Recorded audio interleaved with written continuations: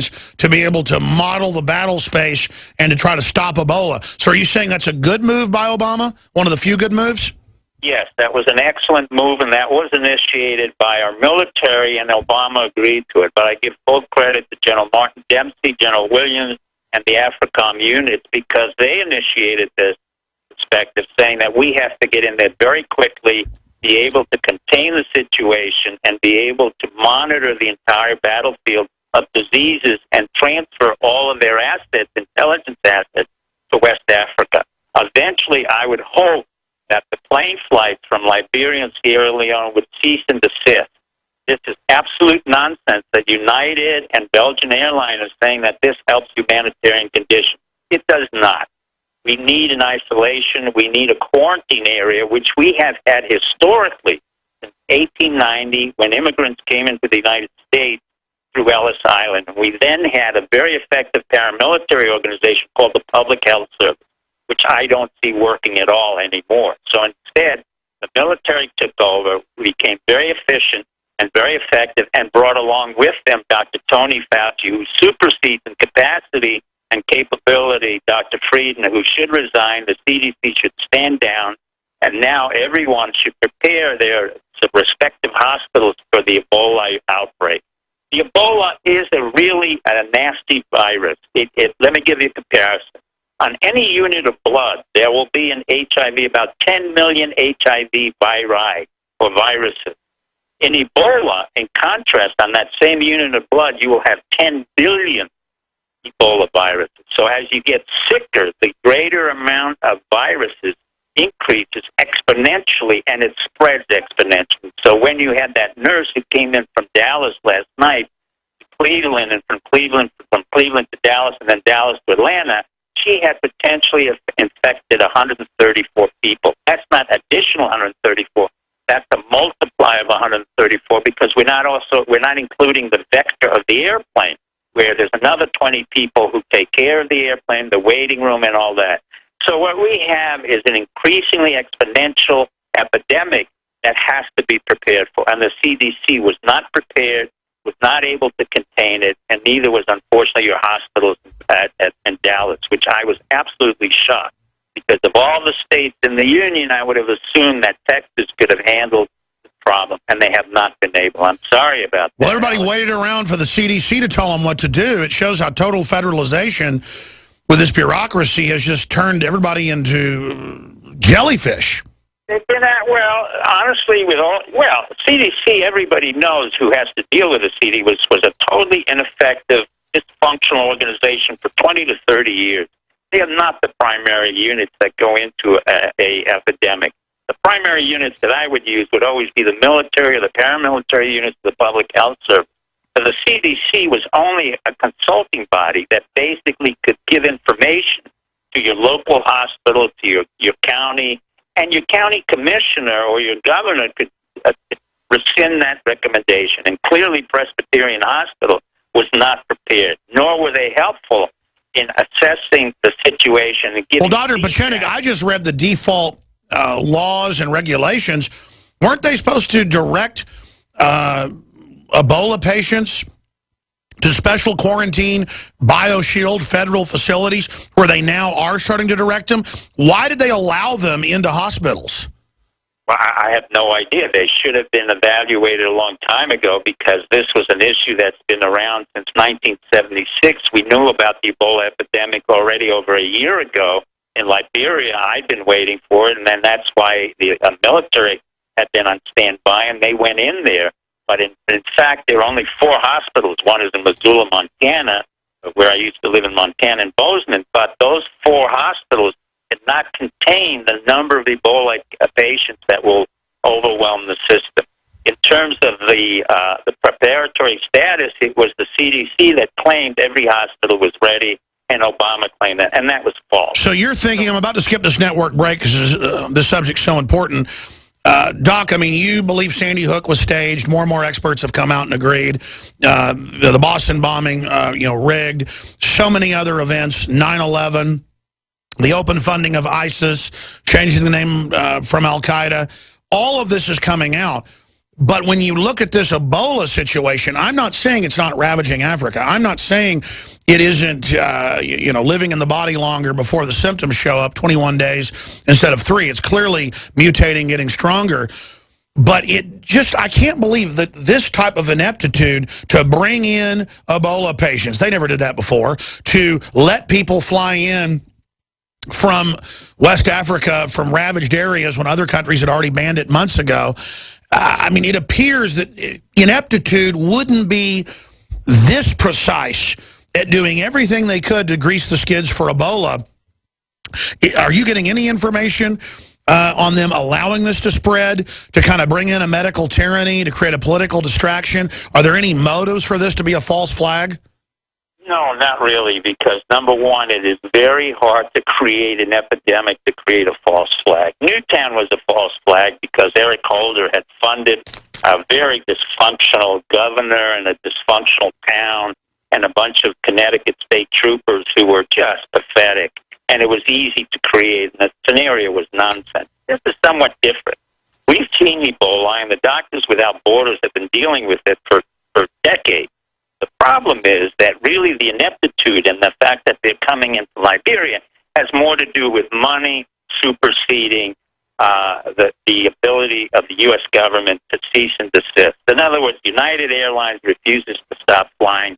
In particular, Belgian and Air France stops flying because they make money. They don't want to stop their planes from flying into Liberia and Sierra Leone. I would put a quarantine zone immediately. That's why I would hope that our U.S. military would impose what's called a quarantine or cordon sanitaire. I really don't care at this point that Liberians come to the United States, because any Liberian like Mr. Duncan is coming to the United States for only one purpose, and that is medical care. He knew very well the minute he came in here that he was infected.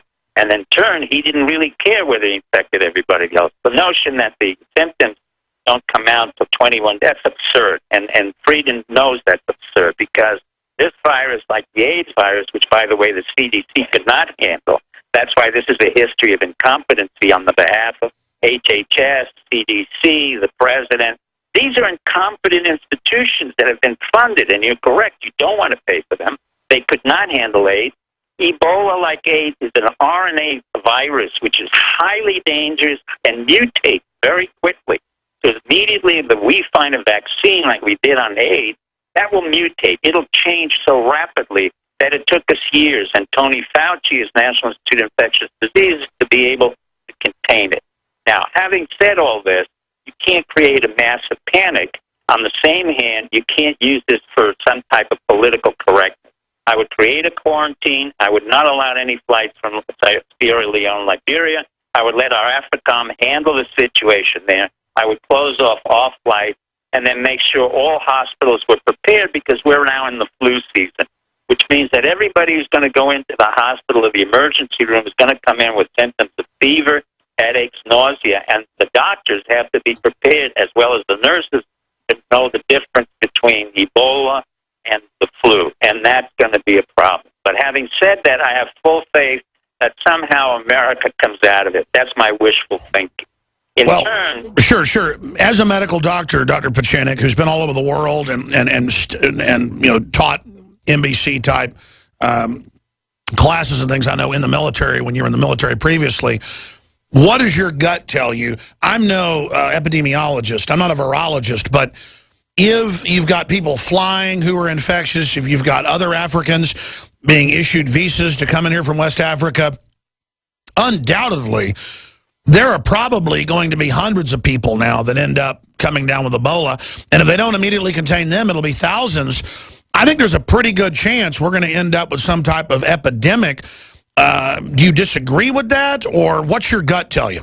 We are in the incipient phases, the beginning phases of an epidemic. Remember, an epidemic means that it initiates at one point. It started with one man, spread to 2 people, then you have 130 on a plane, you have another couple of hundred on other planes. So this is going to be spread very quickly. Now, if you would ask me which city in the United States would have had an Ebola population, I would not have guessed Dallas. I would have said New York, Los Angeles, Chicago. And it wouldn't take very hard for me to place a Liberian or Sierra Leonean on a plane to go to any one of those cities and to create an epidemic of Ebola. So the consular officers in the State Department have to cease and desist giving visas.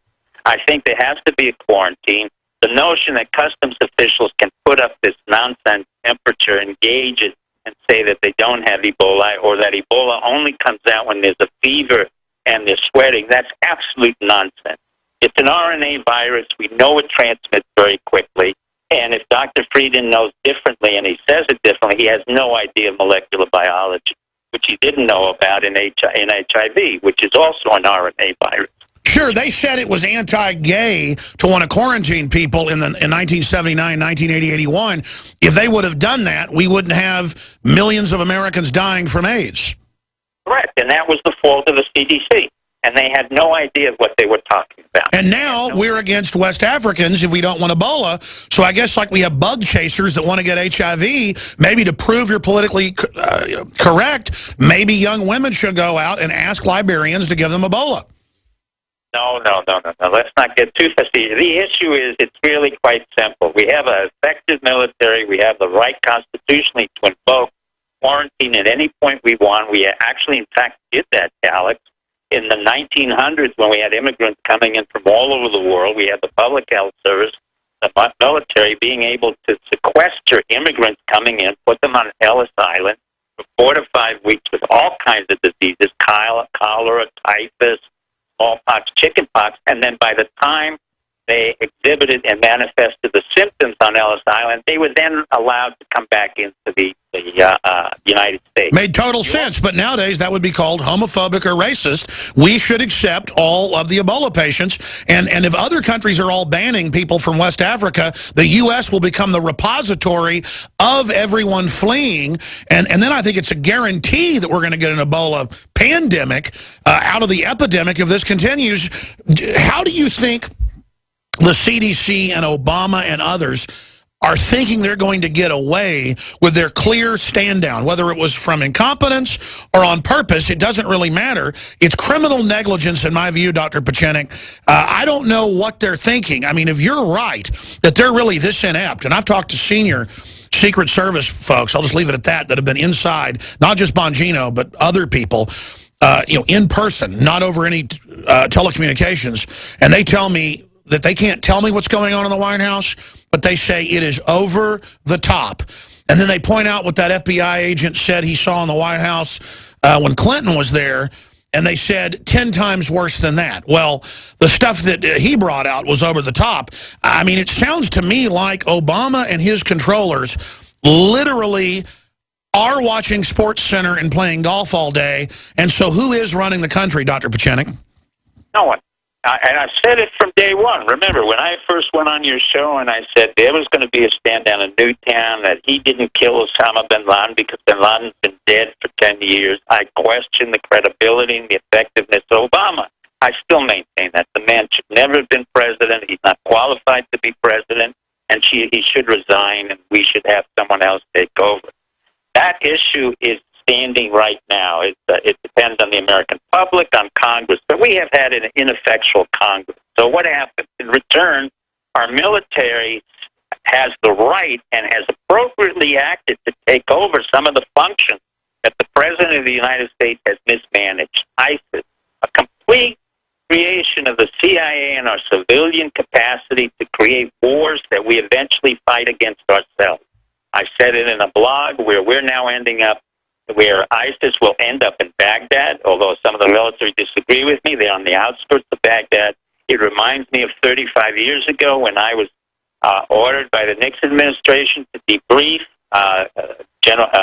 Ambassador Martin in the evacuation of Saigon. And so we have created the monster like CIA created the Viet Minh, Viet Cong, and then eventually the military had to go in, and we lost the war. We've lost another war. We've lost wars after wars after wars. It's not just Obama who's incompetent. Bush Jr., Clinton.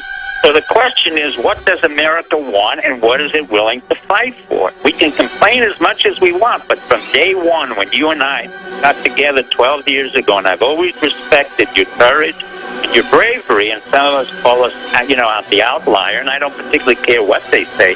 Everything you and I have said has come out true. It really has. Dr. Pieczenik, stay there. I want to finish up on the economy, on North Korea and Russia. We're on the Stay march. with us.